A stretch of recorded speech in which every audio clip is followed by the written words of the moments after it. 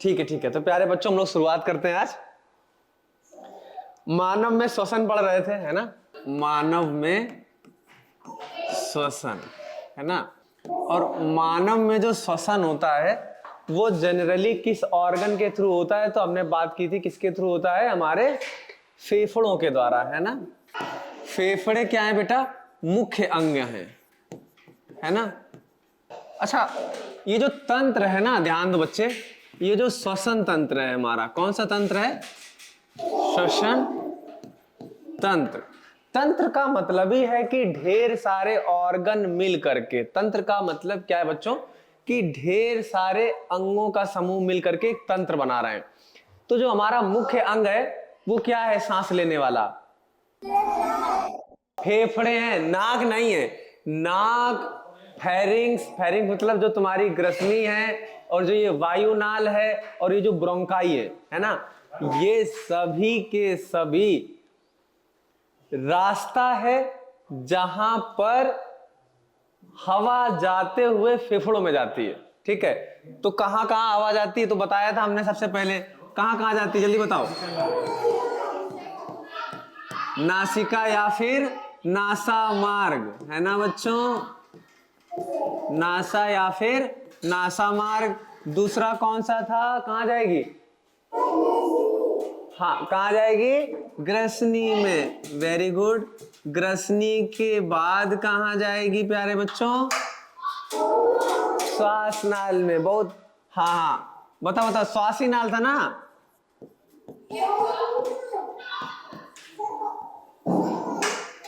श्वास नाल या फिर वायु नाल, है ना। इसके बाद हवा कहां जाती है, फेफड़ों में, है ना। अभी हमने तुम्हें बताया था कि जो ये वायु नाल है इसमें एक यंत्र पाया जाता है। कौन सा यंत्र पाया जाता है बच्चों, स्वर यंत्र का काम क्या होता है, क्या, तो ये जो स्वर यंत्र है उसका काम क्या है, ध्वनि प्रोड्यूस करना, मतलब ध्वनि को निकालना। ठीक है, वेरी गुड। तो आज हम लोगों को पढ़ना था फेफड़े, है ना। तो एक छोटा सा डायग्राम बनाते हैं अभी हम।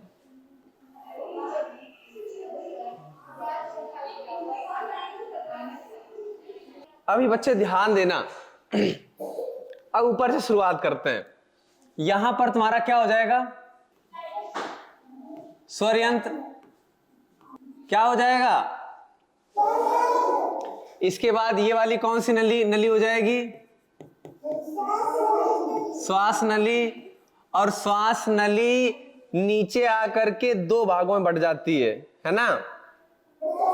हाँ, तो ये जो दो भागों में बढ़ती है इसको हम लोग बुलाते हैं श्वसनी। क्या बुलाते हैं बच्चों, तो यहां श्वसनी लिख दें, तो कितनी श्वसनी हो जाएंगी, एक ये श्वसनी और एक,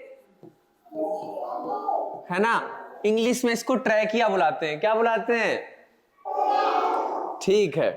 अब ध्यान देना बच्चे, होगा क्या कि ये जो श्वास नाल है इसको दो भागों में बांटा गया है। जो ये वाला है ना, हम ऐसे खड़े होते हैं तो ये जो ये वाला है ये कौन सा हो जाएगा, राइट हमारा, है ना, सीधा। तो इसको हम लोग लिखेंगे कि ये दायां फेफड़ा है, और ये कौन सा हो जाएगा, बायां फेफड़ा। ठीक है, अब ये जो श्वसनी है ये श्वसनी कौन सी हो जाएगी, वेरी गुड, दाई श्वसनी। और ये वाली जो है ये कौन सी हो जाएगी, बाई श्वसनी। किसी को कोई डाउट इसमें नहीं। अब होगा क्या कि हवा कहां कहां आएगी, तो ये हम देख चुके थे सबसे पहले, नासा एवं नासा मार्ग, नासिका एवं नासा मार्ग, है ना। फिर कहां गई थी, ग्रसनी के बाद वायुनाल, है ना, यही वायुनाल श्वास नाल है ना, या श्वास नली है, और श्वास नली से होते हुए कहां जाएगी, या तो दाईं श्वसनी में या तो बाईं श्वसनी, और फिर ये हवा इन फेफड़ों में प्रवेश करेगी। किसमें प्रवेश करेगी बच्चों? ठीक है, तो जब भैया ये फेफड़ों में जब प्रवेश करती है, ये जो श्वसनी है ना, ये श्वसनी कई भागों में ऐसे विभाक्त हो जाती है। अभी दिख रहा है प्यार से? नहीं दिख रहा है? ना दिखे तो हम ज्यादा बनाएंगे नहीं, थोड़ा सा ही बनाएंगे ताकि तुम्हें समझ में आ जाए। ये देख रहे हो, श्वसनी के बाद ये क्या हो जाएंगी? श्वसनिकाएं हो जाएंगी। क्या हो जाएंगी बच्चों? हाँ, तो ये होगा क्या कि ये जो फेफड़े होते हैं ना, इनमें ये ऐसे करके छोटे छोटे से गुब्बारे पाए जाते हैं। क्या पाए जाएंगे? है ना? इन गुब्बारों को हम क्या बुलाएंगे? कूपिकाएं बुलाएंगे। क्या बुलाएंगे? हाँ, क्या बुलाएंगे? और हमने तो ये तो 3 4, 1 2 3 4 बेटा, ये 4 भागों में हमने यहां तुम्हें सिर्फ समझने के लिए बनाया है। वैसे होती कितनी है? ढेर सारी। ठीक है, अब ध्यान दो, ये जो श्वसनिकाएं हैं ये किसमें खुल रही हैं बच्चों? कूपिका में। किसमें खुल रही हैं? हाँ, तो ये ढेर सारी क्या हो जाएंगी? कूपिकाएं। क्या हो जाएंगी? और ध्यान देना बेटा, इन्हीं कूपिकाओं के पास से ये जो कूपिकाएं है ना, ये ऐसे समझो कि ये गुब्बारे की तरह छोटे छोटे से गुब्बारे नहीं आते हैं। अरे यार, हम लोग बचपन में अपने टाइम पे क्या करते थे, बताते हैं क्या किया करते थे कि जो बड़ा सा गुब्बारा होता है वो फट जाता है, फिर उसमें उंगली डाल के, है ना, और फिर उसको छोटा सा गुब्बारा बनाते थे और किसी की खोपड़ी में फोड़ते थे। ये नालायक ये किए इसका मतलब सब। ठीक है, तो वो जो छोटा वाला गुब्बारा बनता था ना, वो उसी तरह का गुब्बारा अभी तुम मान के चलो कि यहां पर पाए जाते हैं। ठीक है, और उस गुब्बारे के चारों तरफ खून की छोटी छोटी छोटी छोटी सी पतली पतली सी क्या होती? नलिकाएं होती हैं, है ना? अभी ध्यान देना, तो यहां पर क्या होंगी? छोटी छोटी सी खून की नली। अभी तुम मान के चलो कि ये एक छोटी सी खून की नली है। हवा यहां से यहां आएगी, यहां से होते हुए टक टक टक टक टक टक टक टक करते हुए कहां जाएगी? कूपिका में जाएगी। और कूपिका में क्या होगा? जो ऑक्सीजन है वो कहां डाल दी जाएगी प्यारे बच्चों? ब्लड में। ठीक है, अब ध्यान देते हैं कि ये जो तुम्हारा रक्त है,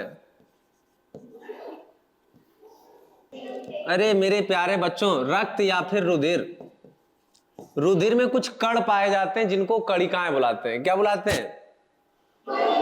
कणिकाएं 3 होती हैं। कितनी होती हैं? 3। अभी सिर्फ समझने के लिए तुम्हारे, अभी आगे चल के हम इसको डिटेल बताएंगे। आरबीसी, डब्ल्यूबीसी और प्लेटिलेट्स। ठीक, आराम से अभी ध्यान से समझना। रुधिर में 3 प्रकार की कणिकाएं पाई जाती हैं। रुधिर बह रहा है ना यहाँ पे, इसीलिए ये 3 कणिकाएं बता रहे हैं। एक आरबीसी, आरबीसी का पूरा नाम होता है रेड ब्लड कार्पल्सेस, लाल रुधिर कणिकाएं। कौन सी कणिकाएं? हाँ, और दूसरा होता है डब्ल्यूबीसी, व्हाइट ब्लड कार्पल्सेस। हाँ, श्वेत रुधिर कणिकाएं। और इसके अलावा प्लेटिलेट्स को हम लोग प्लेटिलेट्स ही बुलाते हैं। अभी कहानी में क्या है कि हम ये दोनों नहीं पढ़ेंगे, ये दोनों नहीं पढ़ेंगे। हमें सिर्फ किससे मतलब है? आरबीसी से मतलब है। आरबीसी मींस रेड ब्लड कार्पल्सेस या फिर लाल रुधिर कणिकाएं, है ना? अब ये जो लाल रुधिर कणिकाएं हैं प्यारे बच्चों, है ना, ये इन लाल रुधिर कणिकाओं में हीमोग्लोबिन नाम का, क्या? हीमोग्लोबिन, जिसको हम एचबी तुम लोग लिखोगे। क्या लिखोगे? एचबी। हीमोग्लोबिन क्या करते हैं? ये ऑक्सीजन को पकड़ते हैं। किसको पकड़ेंगे? किसको पकड़ते हैं? किसको पकड़ते हैं? कौन पकड़ता है?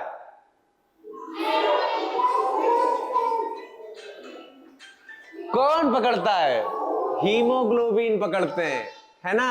और हीमोग्लोबिन किसमें पाए जाते हैं? तो आरबीसी में पाए जाते हैं। ठीक है, तो आरबीसी को मोहब्बत किससे है? ऑक्सीजन से। किससे मोहब्बत है? और लेकिन कोई अगर ऑक्सीजन से बढ़िया मिल गया है, ऐसा हो ही नहीं सकता है। होता है, अभी आते हैं हम। ध्यान देना बेटा, आराम से। जो तुमने कहा है ना कि ऐसा हो ही नहीं सकता, ऐसा होता बेटा, ऐसा हो जाता है। ये क्या है? ऑक्सीजन, है ना। और ये क्या है? Carbon monoxide. अभी ध्यान देना, ये क्या है? ऑक्सीजन। और ये क्या है? Carbon mono oxide. बच्चों, अरे मेरे प्यारे बच्चों, ध्यान देना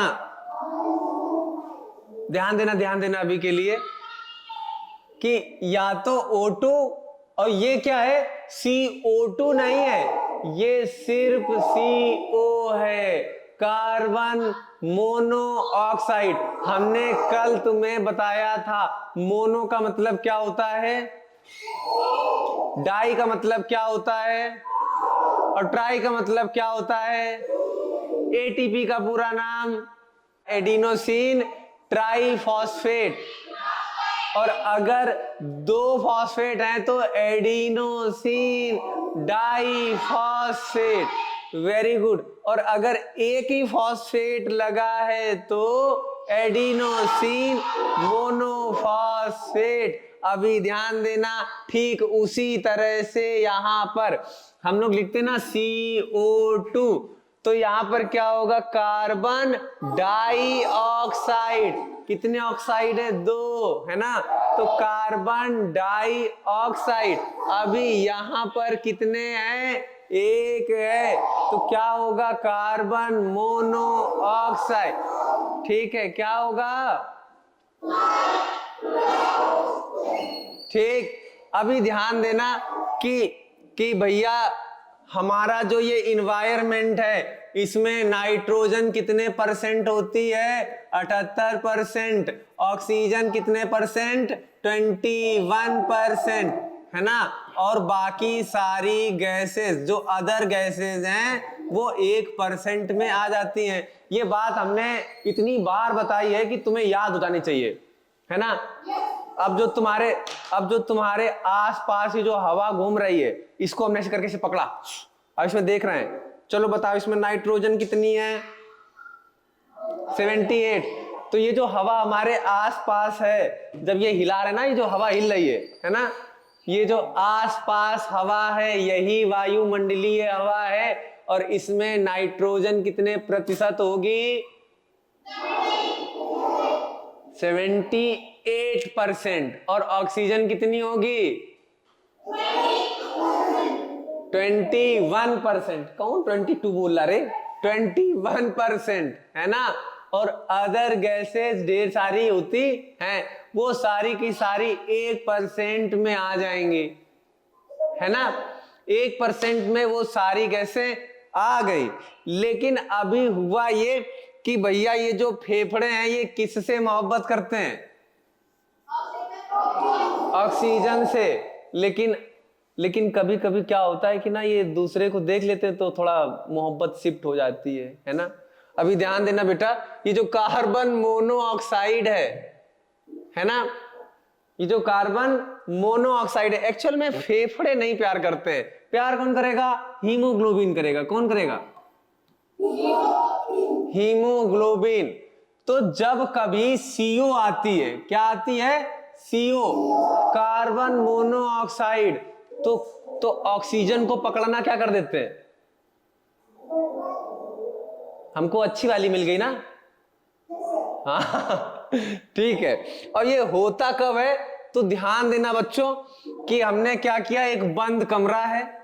अभी कहानी में ट्विस्ट क्या करते हैं कि अंगीठी जलाएंगे। अंगीठी जानते हो ना? हाँ, वो जो भट्टी आती है ना, और भट्टी जलाई, जब सारा जल गया, सब खत्म हो गया, मतलब जलने के बाद बोले तो कि अब लगने लगा कि वो सफेद वाला धुआं नहीं आ रहा है ना, तो उस भट्टी को उठा के कहां रख लेते? कमरे के भीतर रख ली। अब वो जो भट्टी है ना, वो भट्टी क्या करती है? जो इन्वायरमेंट है इससे ऑक्सीजन लेके और कौन सी गैस बनाती रहती है? CO गैस बनाती है। कौन सी गैस बनाती है ना? और ये लोग क्या करते हैं कि कमरा हमारा गर्म बना रहे, इसके लिए गेट को भी बंद कर दो। तो ये जो गेट खुला रखा था, इस गेट को भी क्या कर दिया गया? अब ध्यान देना, अब ये अंगीठी क्या करेगी? कमरे में कौन सी गैस बना रही है? हाँ, और जो ये कार्बन मोनोऑक्साइड है, ये बड़ी जहरीली होती है। एक्चुअल में ये अभी ध्यान देना बेटा कि ये जो आरबीसी थी बेटा, ध्यान देना, ये जो आरबीसी थी तुम्हारी, आरबीसी किस में पाई जा रही थी? रक्त में पाई जा रही थी, खून में पाई जा रही थी। और आरबीसी के अंदर, आरबीसी मान लो कि ये एक आरबीसी है और इसके भीतर क्या पाए जा रहे थे? हीमोग्लोबिन पाए जा रहे थे, है ना। तो अब ये हीमोग्लोबिन क्या करेगा? ऑक्सीजन को पकड़ना क्या करेगा? अब इसको मोहब्बत किससे हो जाएगी? है ना, वो सुना है ना, बुलाती है मगर जाने का।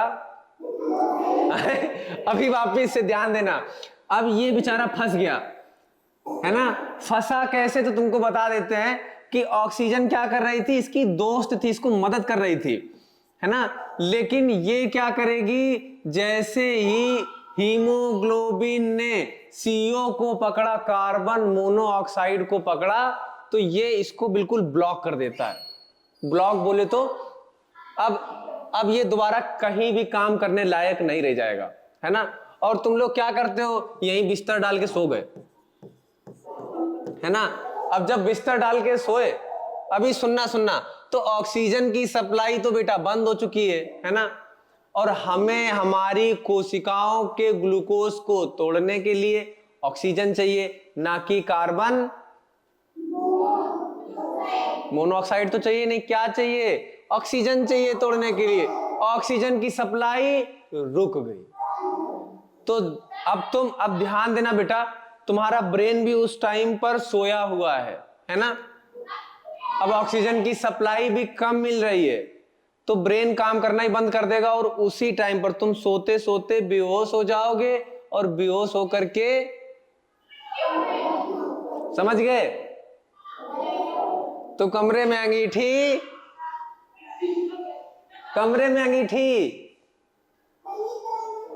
नहीं रखना है हमको, तो रखेंगे हम, है। कमरे में अंगीठी नहीं रखना है। क्यों नहीं रखना है? क्यों? कौन सी गैस प्रोड्यूस हो रही बेटा? CO प्रोड्यूस हो रही। ठीक है, तो अभी यहां तक ये बात समझ में आ गई कि नहीं आई? कि हमारी, अच्छा हाँ, ये बताना शायद भूल गए हैं कि ये इतनी सारी गैसें इस फेफड़े में प्रवेश करती हैं और फेफड़े ऑक्सीजन को क्या करते हैं? रक्त में सप्लाई कर देते हैं और रक्त में उपस्थित कार्बन डाइऑक्साइड को फेफड़ों द्वारा वापस ले लिया जाता है ना। तो जो रक्त में घुली CO2 थी, वो कहां आ गई? फेफड़ों में। और फेफड़ों में उपस्थित जो ऑक्सीजन थी, वो कहां आ गई? रक्त में। अब ध्यान देना, यही ब्लड पूरी बॉडी में क्या करेगा? ट्रेवल करेगा, है ना। ट्रेवल मतलब पूरी बॉडी में घूमेगा जा करके। तो जहां जहां पर ग्लूकोज के मॉलिक्यूल को जरूरत होगी, बांटता हुआ जाएगा। ये लो, तुम भी ऑक्सीजन लो, तुम भी ऑक्सीजन लो। हर एक कोशिका को क्या देगा? ऑक्सीजन देता हुआ जाएगा। और उसी ऑक्सीजन से वो ग्लूकोज टूटेगा और हमें क्या मिलेगी? ऊर्जा मिलेगी। Very good. क्या मिलेगी? ऊर्जा मिलेगी। किसी को कोई डाउट? Very good. हम आशा करते हैं कि सबको समझ में, ठीक है। अभी एक चीज बताना ये भूल गए, तो ये बता देते हैं।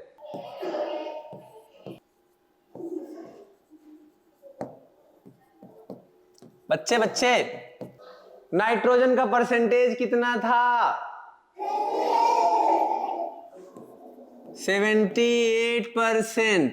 और ऑक्सीजन का कितना था?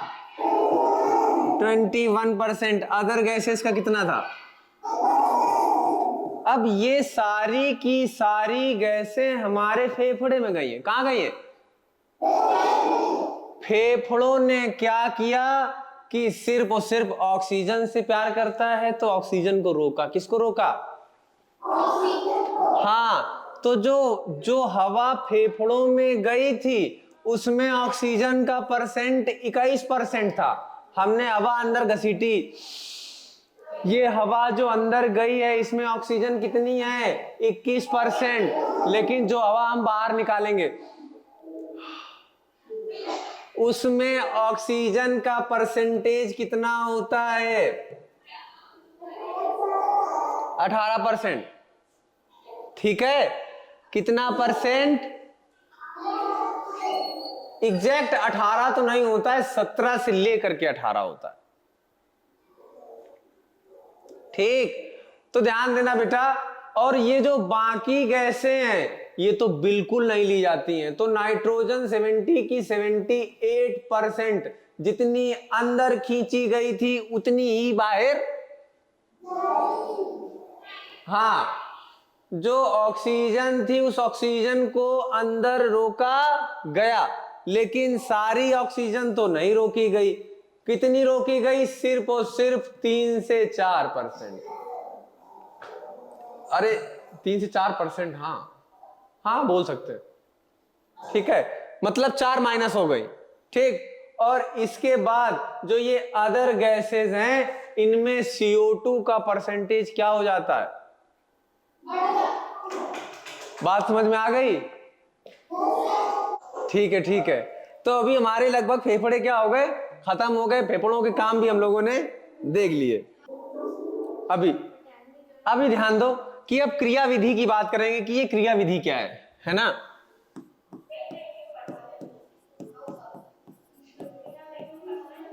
तो भैया क्रिया विधि की शुरुआत करने से पहले हम बाह्य श्वसन से शुरुआत करते हैं। सीधे सीधे बाह्य श्वसन पढ़ा था हम लोगों ने कल, है ना? बाह्य श्वसन में क्या था? एक तो ब्रीथिंग था तुम्हारा, सांस को अंदर घसीटना और सांस को बाहर। ये जो प्रक्रिया है ये क्या कहलाती है?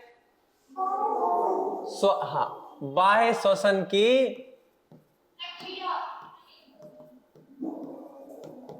बाह्य श्वसन में श्वासोच्छ्वास,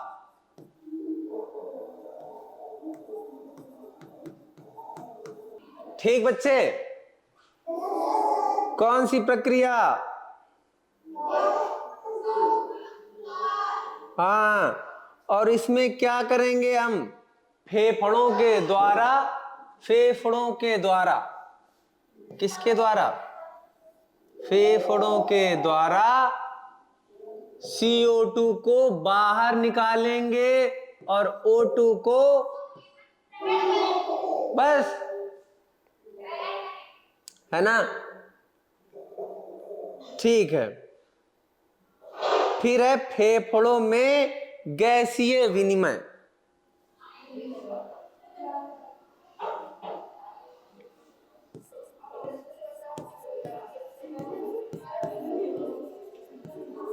अब ध्यान देना, फेफड़ों में गैसीय विनिमय का मतलब क्या है? कि जो ये तुम्हारे वायु कोष थे, कौन से कोष थे बेटा?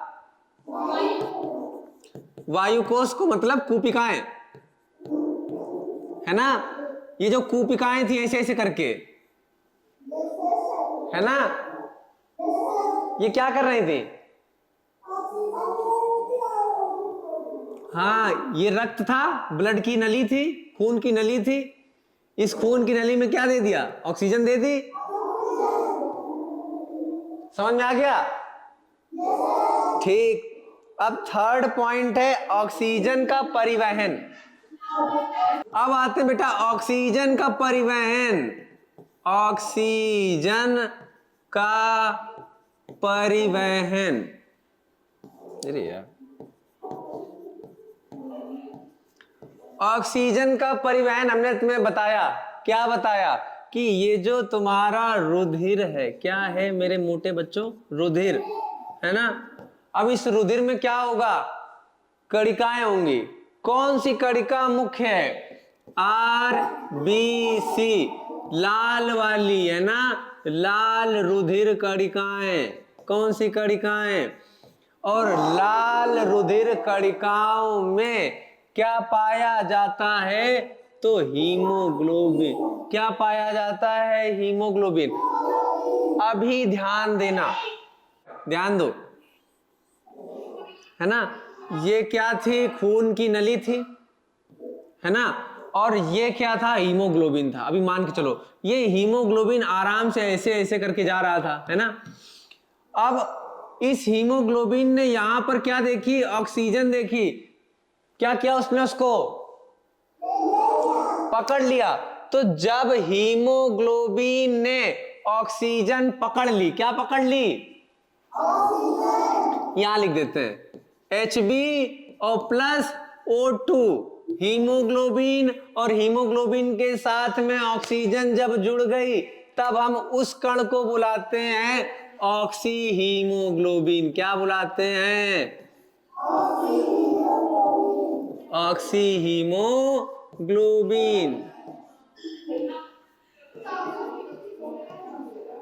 Am I right? क्या मैं सही हूं? क्या बुलाते हैं?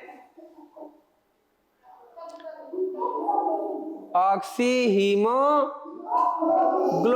बुलाते हैं। ठीक है, अब ध्यान देना। अब ये ऑक्सी हीमोग्लोबिन का कण क्या होगा? आगे बढ़ जाएगा। अब इसने किसको पकड़ के रखा हुआ है? अब ये जहां पर जाएगा और सबसे पूछता हुआ जाता है कि ऑक्सीजन की जरूरत तो नहीं तुमको, ऑक्सीजन की जरूरत तो नहीं है, और क्योंकि खून तो पूरी बॉडी में ट्रेवल करेगा। जहां पर किसी कोशिका ने बोल दिया कि नहीं मुझे जरूरत है ऑक्सीजन की, ये लो, उसको क्या करेगा? तुरंत ऑक्सीजन दे देगा, है ना। हाँ, तो अब ये बात पढ़ते हैं आगे की। रुकना रुकना, ऊतक स्तर पर गैसीय विनिमय।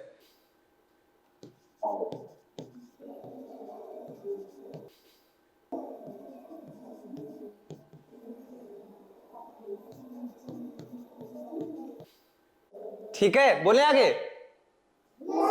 ठीक है, अब ऊतकीय स्तर पर क्या होगा?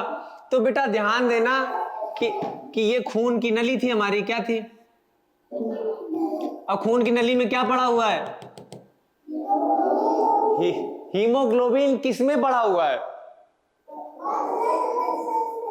हाँ, रेड ब्लड सेल्स में। ठीक है, कार्पल सेल्स बोलो या सेल्स बोलो, तुम्हें जो भी याद रहे तुम वो याद रखो, है ना। तो अब ये जो ऑक्सीजन है, यहां पर मान लो ढेर सारी कोशिकाएं हैं और वो कोशिकाएं काफी देर से काम कर रही हैं, है ना। तो उनके पास किसकी कमी हो जाएगी? ऑक्सीजन की कमी हो जाएगी। तो बस अब ये क्या करेगा? Hb को यहीं रोक लेगा और ऑक्सीजन को दे देगा। ये लो, ये लो ऑक्सीजन, ये लो ऑक्सीजन, ये लो ऑक्सीजन, ये लो ऑक्सीजन। ठीक, पक्का समझ में आ गया? ठीक है, अब है तुम्हारा, लिख लो अच्छा अगर लिखना हो तो। ये 4 पॉइंट बहुत जरूरी है, ये आंतरिक श्वसन में आ जाएगा। अच्छा, अभी हमने ऑक्सीजन का तो परिवहन बता दिया कि ऑक्सीजन कैसे अंदर जाएगी, फेफड़ों के द्वारा कैसे खून में जाएगी, फिर खून से होते हुए अंगों में जाएगी, अंग उस ऑक्सीजन को ले लेंगे। लेकिन ये जो कार्बन डाइऑक्साइड है ये कैसे आएगी जाएगी? किसी को मालूम है? बताएं। चल, तो फिर अगले आगे चलते हैं थोड़ा सा कि कार्बन डाइऑक्साइड का परिवहन।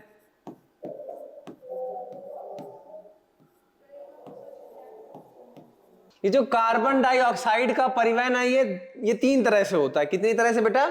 3 तरह से। सबसे पहला है तुम्हारा कार्बोनिक एसिड के रूप में।